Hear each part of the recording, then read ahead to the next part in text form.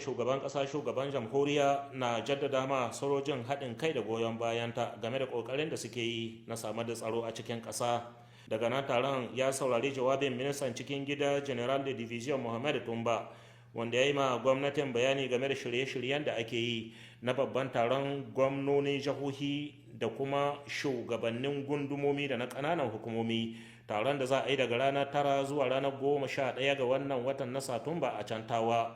Sai kuma ministan matasa da wasannin motsa jiki Sidi Muhammad, wanda ya yi bayani game da yadda aka tsara jarabawar ƙarshen shekara ta 2024 zuwa 2025 a cikin makarantun da ke ƙarƙashin ikon ma'aikatan ministan matasan da wasannin motsa jiki. Jarabawar da ya ce an yi lafiya an ƙare lafiya a cikin kyakkyawan tsari.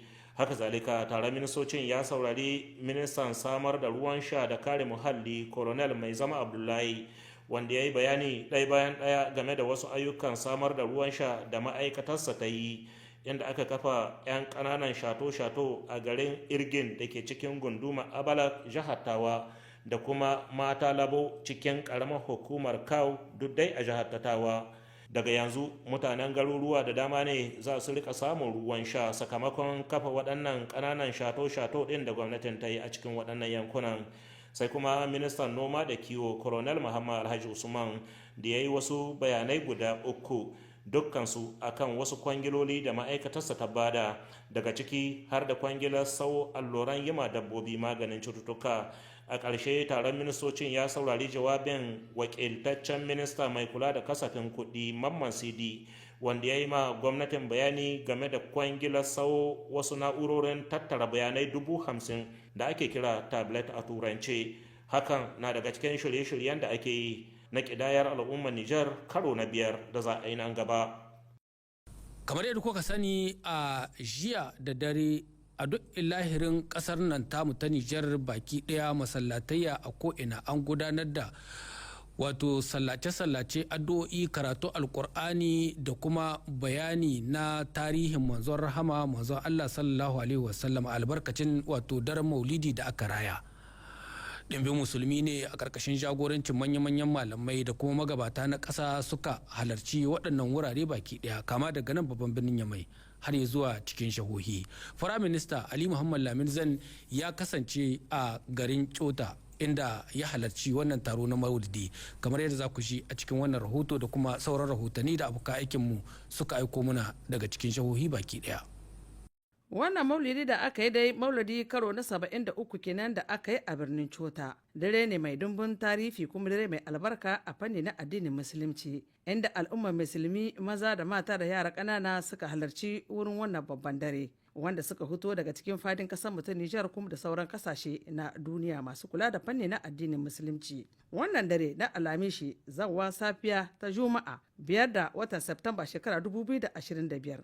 An gudanar da wannan babban dare da ta maulidi a birnin Cota, wanda musamman dare ne wanda ya shafi daidai ranar aifuwar Muhammad sallallahu alaihi wasallam, gaisuwa da ban girma zuwa a gare shi. Wannan babban bikin ya samu halartar Firayim Minista kuma mai kula da fanni na tattalin arziki Muhammad Ali Lamin Zain, kuma da yake tare da rakiyar mambobi na majalisar keto kuma da shugaban wannan mashawarci na babban majalisa mai kula da fanni na raye wannan kasar mu ta Nijar shine Dr. Mahmudu Haruna Jingare. Tun daga shiga birnin Gaure nan ne aka tari Prime Minister musamman Muhammad Lamin Zain, wanda gwamnan jihar Doso Colonel Major Bana Alassan da yake ta da rakiya Prime Minister Muhammad Ali Lamin Zain da dimbin jama'a sun kasance a nan birnin Cota, inda ya samu ganawa da mai martaba Khalifa Musa Abubakar, wanda ya miƙa mishi gaisuwa ta shugaban ƙasa General Darmi Adraman Kyani. Kuma daga nan suka kasance a cikin babban masallaci na birnin Cota, na inda aka kwandare ana gudanar da karatun alkur'ani da wa'azi da ba da tarihi na daren aihuwar Muhammad sallallahu alaihi wasallam. Mutuna muku da cewa dai wannan babban dare ne mai tarihi mai albarka wanda an ka bashi darja a nan cikin fadin kasar mu ta Nijar gaba daya.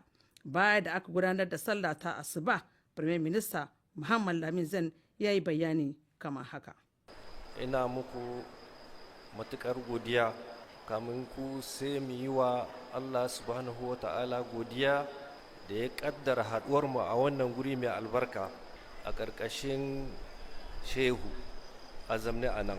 Muna ma Allah godiya da ya sa muka haɗu kuma a girmama annabi alaihi salatu wassalam, inda Allah subhanahu wa ta'ala ya ce bismillahir rahmanir rahim wa ma arsalnaka illa rahmatan lil alamin. Annabinmu rahman ma da muke shaka saboda shi ne, to sai mu yi godiya alhamdulillah.